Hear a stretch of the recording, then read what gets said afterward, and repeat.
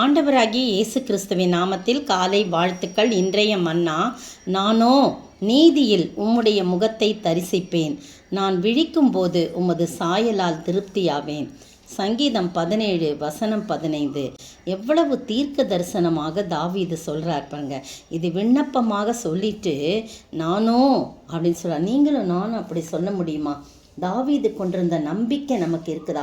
உயிர்த்தெழுதலின் போது நீதியில் கர்த்தருடைய முகத்தை நான் நேரடியாக தரிசிப்பேன் அப்படின்னு சொல்கிறத பாருங்க. அதுதான் இதில் இந்த முக்கியம். இந்த தீர்க்க தரிசனம் நிறைவேறுகிறது. தீர்க்க தரிசன வார்த்தைகள் அவன் சொல்கிறதுக்கு ஒரு நாள் வரும், அன்னைக்கு கிறிஸ்துவின் சாயலாக நாம் மாறுவோம். இந்த பெரிய கிருபைக்காக நாம் நன்றி செலுத்துவோம். பாருங்க, முந்தின பகுதியெல்லாம் சொல்லுது. அந்த 14 வசனம் 15 14 வசனத்தில் உலக மக்களின் ஆசீர்வாதங்கள், மனுஷருடைய கைக்கும் இம்மையில் தங்கள் பங்கை பெற்றிருக்கிற உலக மக்களின் கைக்கும் உம்முடைய கரத்தினால் என்னை தப்புவியும் அப்படின்னு சொல்கிறாங்க. அப்போ என்ன சொல்கிறாங்க? உலக மக்களின் ஆசீர்வாதங்களை பார்த்து சில வெள்ளை கர்த்தருடைய பிள்ளைகள் என்ன சொல்கிறாங்க? தங்களுக்கு அவை இல்லையேன்னு ஏங்கிறத நம்ம பார்க்குறோம். இந்த உலக ஆசீர்வாதங்களை விட ஆவிக்குரிய ஆசீர்வாதங்கள் தான் மிகவும் பெரிது. கர்த்தருடைய பிள்ளைகளின் ஆசீர்வாதம் என்றென்றைக்கும் நிலைத்து நிற்பவை, அளவிட முடியாதவைன்னு சொல்லிட்டு நம்ம நினைக்கணும். நமது வாஞ்சை ஏக்கம்லாம் எப்படிப்பட்டதாக இருக்குது. தாவீது சொல்கிறார் பாருங்க, மனுஷனுடைய கைக்கும் இம்மையில் தங்கள் பங்கை பெற்றிருக்கிற உலக மக்களின் கைக்கும் உம்முடைய கரத்தினால் என்னை தப்புவிங்க ஆண்டவரே. அவர்கள் வயிற்றை உமது திரவியத்தினால் நிரப்புகிறீர். அவர்கள் புத்திர பாக்கியத்தினால் திருப்தி அடைந்து தங்களுக்கு மீதியான பொருளை தங்கள் குழந்தைகளுக்கு வைக்கிறாங்க. இப்படியே அவங்க உலக பிரகாரமாகவே வாழ்ந்து கொண்டிருக்கிறாங்க. ஆனால் நானோ நீதியிலே, நீர் வரும்போது உம்முடைய நீதியிலே உம்முடைய முகத்தை நான் தரிசிப்பேன், நான் விழிக்கும் போது உமது சாயலால் நான் திருப்தியாவேன் என்று சொல்லி எவ்வளவு உறுதியாக சொல்கிறார். நீங்களும் நானும் அப்படி சொல்ல முடியுமா? அப்படி சொல்ல வேண்டும். அப்படி சொல்லுகிறது தான் நம்மளை நம்பி ஒரு பொறுப்பை அவர் கொடுத்திருக்கிறார் பாருங்க. அது ஃபுல்லாகவே விண்ணப்பம்தான்.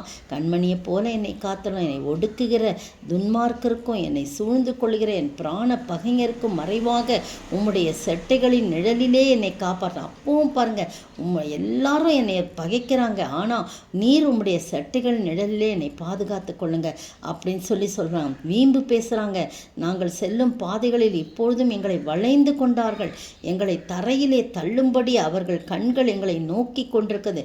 பாருங்க, தாவீதும் அவனுடைய மனுஷர்களின் குறித்து அவன் சொல்கிறத நம்ம பார்க்குறோம்.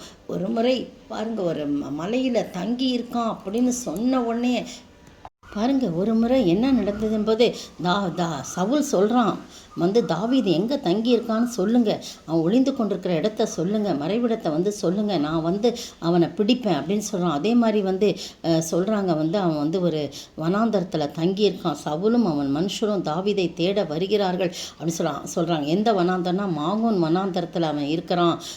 தாவீதும் அவன் மனுஷரும் எஷிமோனுக்கு தெற்கான அந்தர வெளியாகிய மாகோன் வனாந்தரத்தில் இருந்தார்கள் சொன்ன உடனே சவுலும் அவன் மனுஷரும் வராங்க.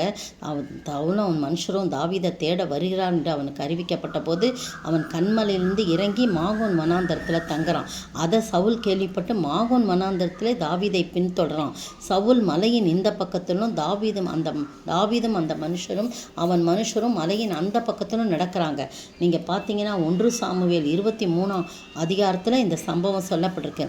அப்போ தாவீது தீவிரித்த போது சவுலுக்கு தப்பி போக தாவீது தீவிரித்த போது 26 வசனம், சவுலும் அவன் மனுஷரும் தாவீதையும் அவன் மனுஷரையும் பிடிக்கத்தக்கதாய் அவர்களை வளைந்து கொண்டார்கள் அப்படின்னு போடப்பட்டிருக்கு. அந்த சமயத்தில் பாருங்கள், ஒன்றுமே தப்பிக்க வழியே கிடையாது.